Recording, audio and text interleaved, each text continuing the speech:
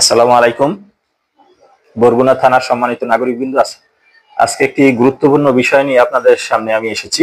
আপনাদেরকে একটা মেসেজ দেওয়া দরকার। মেসেজটা হচ্ছে, আমরা যে মোবাইল সিম গুলো কিনি, অনেক সময় আমরা রাস্তার পাশ থেকে অফারে খুব কম মূল্যে বিভিন্ন সময় সিম গুলো কিনে থাকি।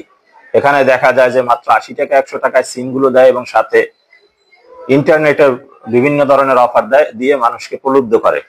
এবং সাধারণ জনগণ এই প্রলোভনে পড়ে এই সিম গুলো কিনে থাকে। এবং সিম গুলো কেনার সময় আপনারা জানেন যে আমাদের আঙ্গুলের ছাপ নেওয়া হয়ে থাকে। আঙ্গুলের ছাপ দেওয়া মানে আপনার জাতীয় পরিচয়পত্রের ডেটাবেসে তারা প্রবেশ করতে পারে এবং আপনার এই জাতীয় পরিচয়পত্র দিয়েই কিন্তু ওই সিমটা রেজিস্ট্রেশন হয়ে যায়।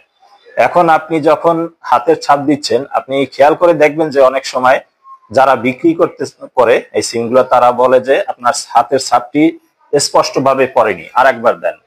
এভাবে করে একাধিকবার তারা কিন্তু হাতের আঙ্গুলের ছাপগুলো নিয়ে নিচ্ছে এবং এই ছাপগুলো কিন্তু আপনার অজান্তেই দেখা যাচ্ছে যে এই আঙ্গুলের ছাপ ব্যবহার করে আপনাকে তো একটি সিম দিচ্ছে এবং সাথে আরো একাধিক সিম কিন্তু আপনার নামে রেজিস্ট্রেশন হয়ে যাচ্ছে। এবং এই সিম গুলো কিন্তু পরবর্তীতে অন্যান্য অপরাধীরা যারা বিভিন্ন সময় অপরাধ করে বেড়ায়, তারা কিন্তু এই সিম গুলো কিনে নিয়ে যাচ্ছে এবং তারা কিন্তু এই সিম ব্যবহার করেই অপরাধ সংগঠিত করছে এবং সাথে সাথে এটা ফেলে দিচ্ছে। তখন হচ্ছে কি, আমরা যখন এই অপরাধ সংগঠিত হওয়ার পর মামলা হয় থানায়, আমরা কিন্তু এটা নিয়ে কাজ করতে থাকি এবং খুঁজে বের করতে থাকি অপরাধী কারা। এবং এক পর্যায়ে দেখা যায় যে ওই সাধারণ লোক যে আঙ্গুলের ছাপ দিয়েছিল তাকে আমরা খুঁজে পাই এবং সে কিন্তু কোনোভাবে এই অপরাধের সাথে জড়িত না।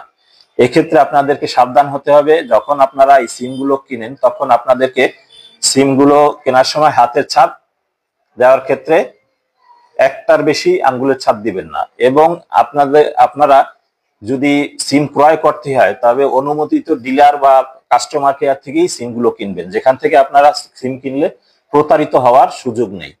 এখন আপনাদেরকে আরেকটা বিষয় আমি বলবো, যেটা আপনি এখন আপনার নামে কতগুলো সিম রেজিস্ট্রেশন করা আছে এটা আপনার জানা থাকা দরকার। এটা কিভাবে আপনি বের করবেন? আপনি মোবাইল আপনার ডায়াল অপশনে যাবেন এবং আপনার ডায়াল অপশনে গিয়ে আপনার *16001 হ্যাশ, আমি আবার রিপিট করছি, *16001 হ্যাশ, এই নাম্বারটা ডায়াল করলে আপনার নামে কতগুলো রেজিস্টার্ড সিম আছে এবং আপনার জাতীয় পরিচয়পত্র থেকে কতগুলো সিম রেজিস্ট্রেশন করা আছে সেটি কিন্তু আপনি সাথে সাথে লিস্টটা দেখতে পারবেন। এবং কোন কোম্পানির কতগুলো সিম রেজিস্ট্রেশন করা আছে সেটা কিন্তু আপনারা দেখতে পারবেন। এখন আপনি যেহেতু এটা আপনার নাম্বারগুলো বের করতে পারলেন, এখন আপনার করণীয় কি, আপনি সাথে সাথে আপনার প্রয়োজনীয় যে মোবাইল সিম গুলো রেজিস্ট্রেশন থাকা দরকার সেগুলো বাদে অন্যগুলো আপনাকে ডিএক্টিভেট করতে হবে দ্রুত। এবং সেজন্য আপনাকে ওই আপনার জাতীয় পরিচয়পত্রটি নিয়ে সাথে সাথে সংশ্লিষ্ট কোম্পানির কাস্টমার কেয়ারে যেতে হবে এবং সেখান থেকে আপনার এই সিম গুলো আপনি জাতীয় পরিচয়পত্র ব্যবহার করে সাথে সাথে ডিএক্টিভেট করে দিতে পারবেন।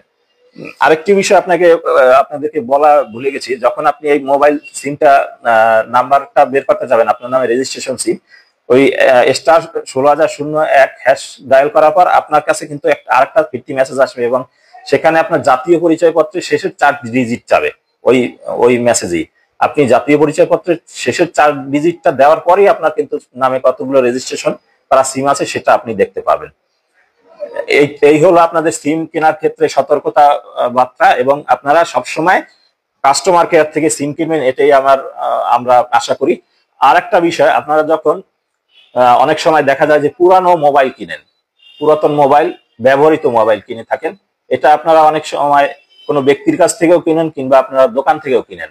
এই মোবাইল সেট কেনার ক্ষেত্রে আপনাদের সাবধানতা অবলম্বন করতে হবে, কারণ অনেক সময় দেখা যায় যে অপরাধীরা অপরাধ করে এই মোবাইলগুলো নিয়ে আসে এবং খুব কম মূল্যে দোকানে কিংবা কোনো ব্যক্তির কাছে বিক্রি করে দেয়।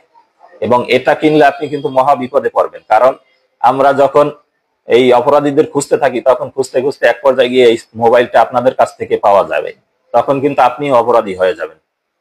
সেক্ষেত্রে আপনাদের দায়িত্ব হলো মোবাইলের পুরাতন সেট কেনার সময় আপনারা অবশ্যই ওই সেটের কাগজপত্র, আইএমইআই নাম্বার এবং কেনার সময় যে বক্সটি থাকে সেই বক্সটি আছে কিনা সেই বক্সটি আপনারা যাচাই করে নিয়ে তারপর কিনবেন।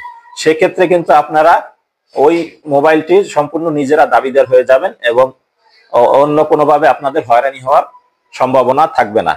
তো আপনারা আমার এই মেসেজটি মনে রেখে যদি কাজ করেন এবং অনুসরণ করেন তাহলে সামনে বিপদে পড়বেন না। ধন্যবাদ।